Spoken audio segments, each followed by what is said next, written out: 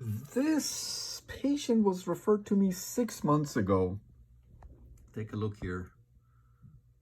All right, so today is 6/20/2024. So June 20, 2024. And when I saw her, as you can see, it was 12/7/2023. So about 6 months ago. For examination evaluation of tooth number 31, according to the patient, this root canal was done by an endodontist. I know that endodontist, he's since retired 8 years prior. And take a look here. So there's a porcelain crown on the tooth, build up, previous root canal. You can see a large periapical lucency here. And this is another angulation. You can see that large periapical lucency again here. Another angulation, you can see that large periapical lucency there again. All right, so patient had no symptoms. And as I've always taught you guys, when patient has no symptoms, tooth responded within normal limits to percussion palpation. Probings were 2 to 3 millimeters all around. Since patient had no symptoms, I went digging in a little bit, and I requested x-rays from her previous dentist, and was able to find an x-ray before the root canal was done in 2015. So take a look here. So this x-ray is from 2015, as you can see, before the root canal was done on the tooth. And you can see there was no periapical lucency before the root canal was done. So this periapical lucency occurred sometime after the root canal. So that tells me that that periapical lucency is indeed an active infection, despite the fact that patient doesn't have any symptoms, because there was no periapical lucency before the root canal, and it occurred after the root canal, sometime after the root canal in the past 8 years. Then meant that this is indeed an active infection, and the root canal needs to be redone, again, despite the fact that the patient doesn't have any symptoms. Again, as you can see, this x-ray is from 2015, before the root canal was done. All right, so patient came in and we did the root canal for her in one appointment. And take a look. Here it is.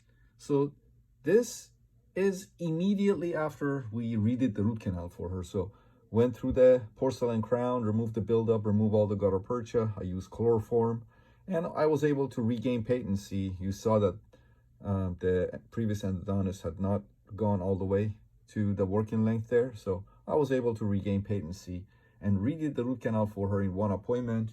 And here's the date, as you can see, 6 months ago when we redid this root canal for her. Let me show you a different angulation. This is another angulation, and you can see that we were able to regain patency in all canals, and you can see the periapical lucency there. And again, here's the date, as you can see, 6 months ago when we redid the root canal through her porcelain crown and in one appointment.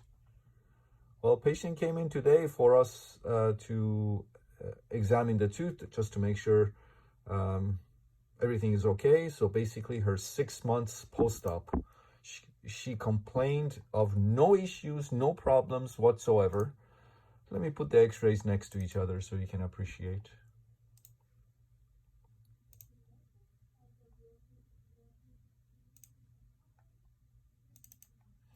So always pick the correct two angulations. So this was before we redid the root canal 6 months ago. And again, here's the date. As you can see, 6 months ago, before we did the root canal. And again, you can see that large periapical lucency there. And this was just now today, 6 months post-op of tooth number 31. And here's the date, as you can see, today, 6 months post-op. Let me zoom out so you can appreciate it. Tooth is in full function. Patient still has the same crown that we went through for endodontic access. The endo access is restored with composite by her dentist. Patient has no symptoms whatsoever, and tooth is in full function. And take a look again. 6 months ago, before we redid the root canal in one appointment for her, and you can see the large periapical lucency there. And this was just now today, 6 months post-op of tooth number 31. You can see that large periapical lucency almost completely healed in 6 months. So this is a 1 appointment endodontic retreatment, and you can see how beautifully it worked. I didn't do it in multiple appointments. I redid the root canal in 1 appointment. There was some sealer extrusion, and sealer extrusion also didn't cause endodontic failure or any issues for the patient. So there you go, 6 months post-op of tooth number 31.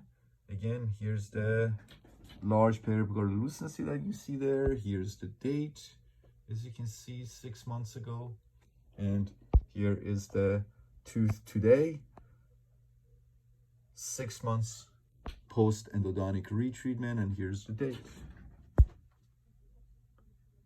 So there you go, 1 appointment endodontic retreatment through a crown with some sealer extrusion, and we got almost complete healing in 6 months. Excellent.